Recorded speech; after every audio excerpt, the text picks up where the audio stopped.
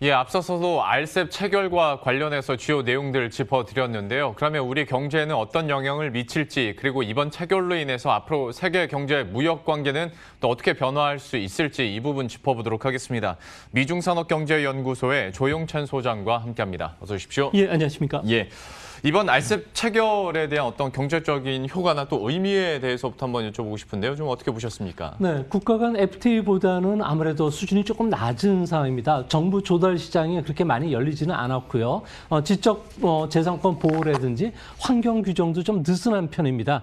하지만 보호 무역주의가 지금 팽배해지고 있는 상황이기 때문에 아무래도 수출입 품목과 관련해서 91%의 관세가 단계적으로 철폐되어 있기 때문에 아무래도 우리나라 같은 경우는 무역 확대뿐만 아니라 투자 확대라는 두 마리 토끼는 잡을 수는 있을 거로 보여집니다.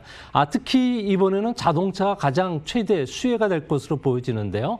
수출 관세가 단계적으로 폐지가 되는데 그중에서도 중국이나 인도네시아에 수출하는 가솔린 자동차 엔진 부품이라든지 브레이크 그리고 휠 같은 경우는 우리가 상당히 강점을 갖고 있습니다.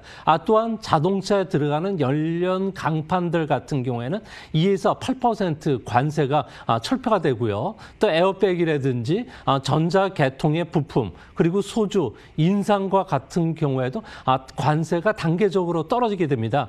가장 중요한 것은 데이터의 유통이라든지 지적 재산권과 관련된 공동 규칙이 이번에 마련이 됐는데요. 이로 인해서 투자 기업의 기술 이전과 관련된 요구를 할 수가 없게 됩니다. 이 때문에 한류 콘텐츠도 보호를 받을 수 있다는 점에서는 이번 그 20개 챕터 부분의 항목들이 우리 기업들한테는 상당히 수혜가 되지 않을까 보여집니다. 예. 아무래도 참가국들의 GDP 규모를 합친 것도 그렇고 무역 규모를 봤을 때도 워낙 방대하기 때문에 좀 관심이 클 수밖에 없고 지식재산권 얘기도 잠깐 해주셨습니다만 이번에 전자상거래 관련한 규범들도 새롭게 들어갔잖아요. 그러니까 이전에는 없던 것들이었는데 아무래도 무역 환경이 변화하니까 여기에 맞게 좀 고쳐지는 것 같습니다. 그러면 전자상거래와 관련해서 이런 규범들은 우리 시장에 얼마만큼의 영향, 그러니까 수혜를 가져다 줄 것으로 예상하세요? 네, 우리뿐만 아니라 아시안 국가들 같은 경우에는 제4차 산업혁명과 관련해서는 사활을 걸고 있을 정도라고 합니다. 아무래도 이 시장이 22억 6천만 명 정도에 달하다 보니까 한국이 가장 큰 수혜를 입을 것으로 보여지는데요. 이 아태 지역의 이커머스 시장 같은 경우에는 지역 내 지금 한류 붐을 같이 불고 있기 때문에 또한 5G 보급과 관련해서도 아무래도 기주국 건설이 지금 빨라지고 있습니다. 이 때문에 스마트폰이라든지 자동차, 소형가전, 화장품, 패션 쪽에 대한 수요는 상당히 클 것으로 보여집니다. 또 길게 볼 경우에는 물류나 금융, 통신 서비스 같은 시장이 열리게 되는데요. 자유무역을 바탕으로 해서 핀테크라든지 5G 서비스 시장 그리고 자율주행 자동차 같은 새로운 인프라 시장에 우리가 참여할 수 있는 길이 열리게 됩니다. 이 때문에 한국경제연구원에 따르면 중장기적으로 이번 RCEP으로 인해서 연평균 성장률이 1.1%포인트 정도 올라가는 GDP 효과가 있고요. 또 11억 달러 정도 가량의 소비자 후생이 발생한다고 합니다. 또 경상수지도 287억 달러 정도 개선될 것으로 보여진다는 점에서 우리 기업에는 그야말로 청신호가 되지 않을까 생각이 됩니다. 예.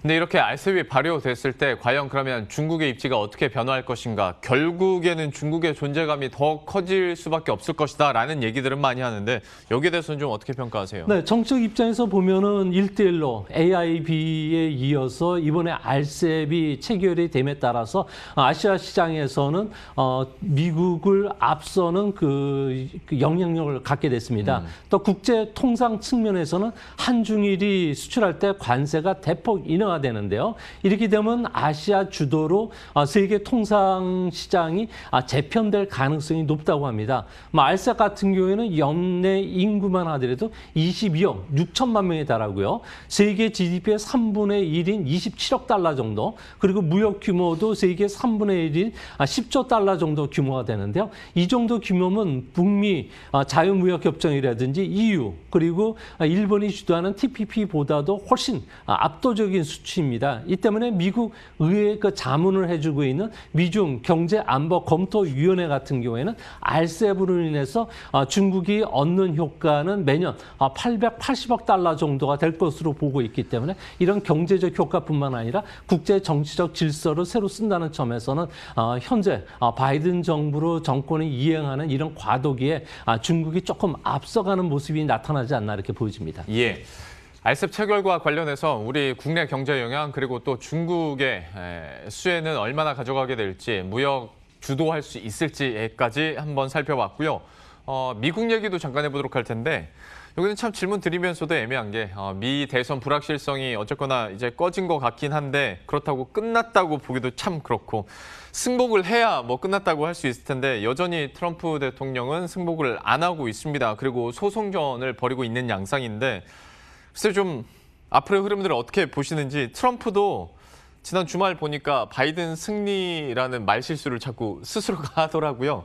그렇게 생각하고 이미 있는 것 같은데 소송전에 따른 영향은 좀 어느 정도로 파악을 해야겠습니까? 네, 결론은 소송과 관련해서는 그 결론을 뒤바꿀 가능성은 거의 제로로 보여집니다. 아무래도 선거 결과를 바꿀 정도의 용지 배달 사고가 없었고요. 또 투표와 관련돼서 용지가 훼손되지도 않았습니다. 또 집계 과정에서 불법표가 섞였다는 증거를 제시하지 못했기 때문에 현재 각 법원들 같은 경우에는 트럼프의 소송을 좀 각하시키고 있는 그런 분위기입니다. 트럼프가 마지막 희망을 갖고 있는 것은 재집표와 관련된 부분인데요. 조지아주라든지 펜실베니아 그리고 애리조나 같은 경우에는 재검표를 요구를 한 상태인데 재검표 하더라도 확률상 500표 내 정도만 바뀔 수가 있다고 합니다. 이 때문에 10,000표 이상인 상황에서는 결과를 뒤집을 수는 없을 거로 보여지고요. 그 팩트는 아무래도 트럼프가 선거 결과 패배를 받아들이든 안 받아들이든 그리고 평화적인 정권 교체가 있든 없든 간에 바이든은 1월 20일 정오부터는 새 대통령 임기를 시작한다는 겁니다. 그러면 또 얘기 나오는 게 이번은 그렇다 치고 트럼프가 4년 뒤에 재출마할 수 있는 가능성 뭐 이런 얘기들 나오거든요. 이거는 좀 어떻게 받아들여야겠습니까? 네, 다른 대통령들 같은 경우에는 5가지 그 선택권이 있다고 합니다. 아무래도 부동산 개발과 같이 자신이 하던 업무에 다시 복귀하는 방안, 그리고 자서전을 쓰는 그런 것도 할 수 있고요.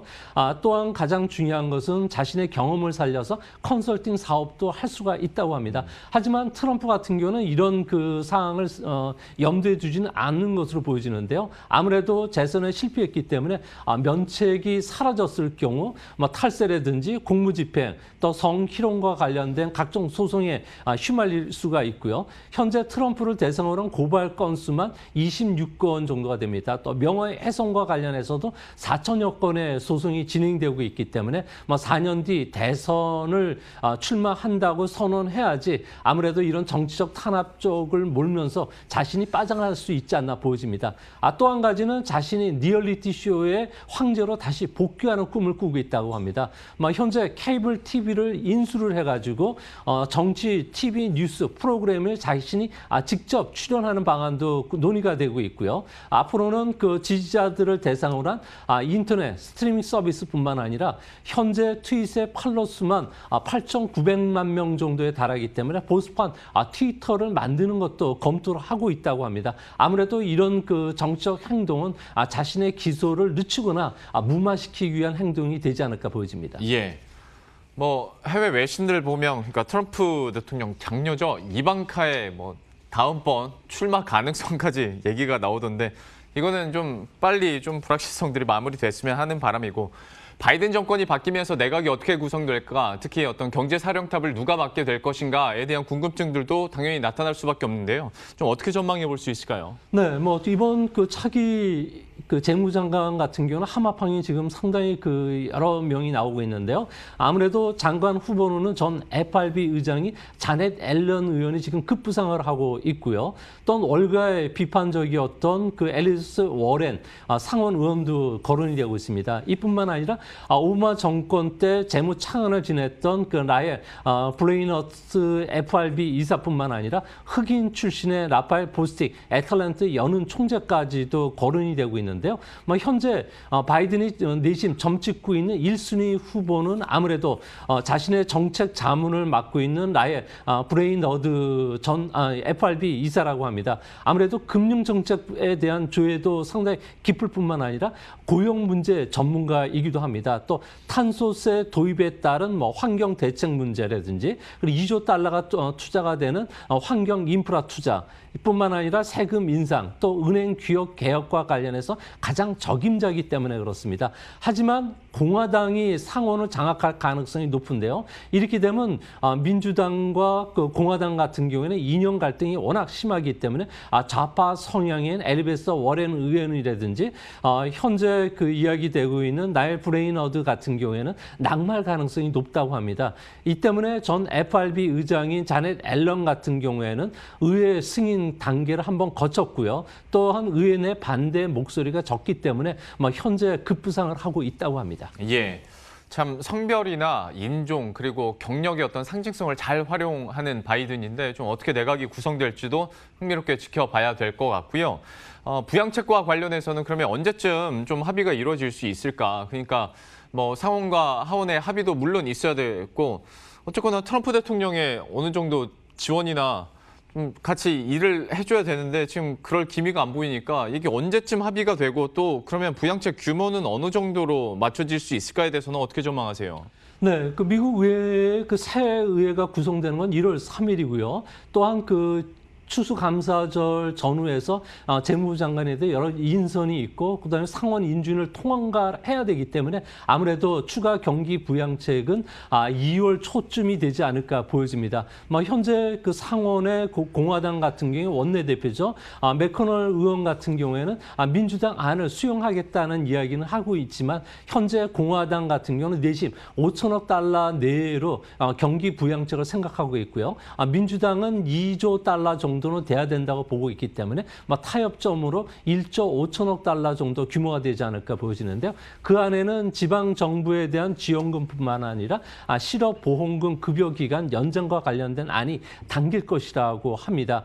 시장 같은 경우에는 대규모 재정 지출과 관련된 규모가 서프라이즈가 되느냐를 관심을 두고 있는데요. 하지만 현재 민주당이 상원을 장악할 경우에는 이런 재정 정책과 관련된 규모가 확대될 것으로 보여지지만 1월 5일 조지아주 상원과 관련된 결선 투표에서 공화당이 이겼을 경우에는 아무래도 규모가 현재 수준으로 떨어질 가능성이 높지 않나 이렇게 보여집니다. 예. 경제 영향력에 대해서 이야기 나온 김에 미 대선 전에도 그러니까 재미로 이런 얘기 늘 많이 하잖아요. 뭐 민주당이 됐을 때 뭐 증시가 얼마나 오르고 아니면 공화당이 됐을 때 또 증시가 얼마나 오르고 하다 보니까 뭐 혹자들은 트럼프가 돼야 증시는 더 많이 오른다라는 얘기들도 이전에 나왔었는데 관련한 자료 한번 준비를 하셨다면서요? 어떻게 나왔습니까? 네, 아무래도 작은 정부를 지향하는 그 공화당 같은 경우는 규제 완화도 추진되기 때문에 주가가 높을 것으로 봤지만 1937년 이후의 대선 결과를 보면은 투자 성과는 공화당이든 민주당이든 똑같은 9% 내 성적을 보였습니다.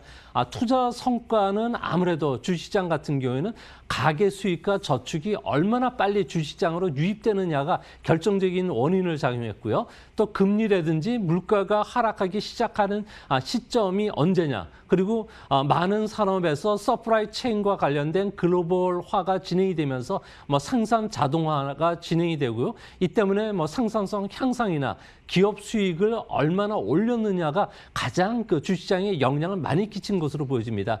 이 때문에 앞으로 4년간 바이든 정부 같은 경우는 재정 규모를 확대시키고 법인세 증세가 주식시장에 결정적인 영향을 끼칠 가능성이 큰데요. 이 때문에 1월 5일 조지아주 상원 결선 투표가 아무래도 주식시장의 그 방향을 결정짓는 가장 중요한 변수가 될 가능성이 높지 않나 이렇게 보여집니다. 예, 어떤 경기 부양책 시기나 규모와도 또 직간접적으로 영향이 있기 때문에 결과들을 계속 지켜봐야 될 것 같고요. 마지막으로 이제 바이든 행정부가 들어서고 나서 또 앞으로의 4년 우리 경제는 얼마만큼의 영향을 줄 것인가 여기에 대한 큰 그림은 좀 어떻게 보고 계십니까? 네, 큰 정부를 지향하는 바이든 정부 같은 경우는 바이든 노믹스가 지금 발표가 되고 있는데요. 4년간 2조 달러와 관련된 공공 인프라뿐만 아니라 사회 보장 혜택까지 합치면 세출이 무려 10년간 10조 달러 정도가 된다고 합니다. 이렇게 되면은 2022년에는 미국의 경제 성장률은 3%까지 올라오게 되고요. 또 국제 통상 질서를 준수하는 바이든 정부의 그 특성상 이번에 RCEP과 관련돼서 우리나라 같은 경우는 수출 경기가 좀 회복이 될 가능성이 높지 않나 보여집니다.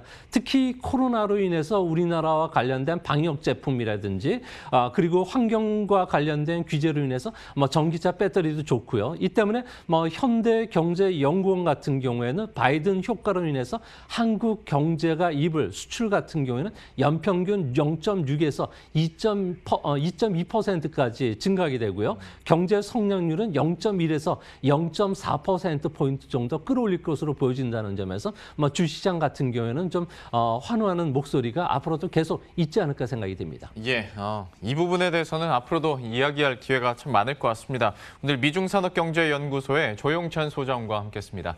오늘 말씀 고맙습니다. 예, 그럼 저희도 여기서 인사드리도록 하겠습니다. 식사 맛있게 하시고요. 저희들은 내일 이 시간에 또 새로운 이슈들과 전략 들고 다시 찾아뵙도록 하겠습니다. 시청해주신 여러분 고맙습니다.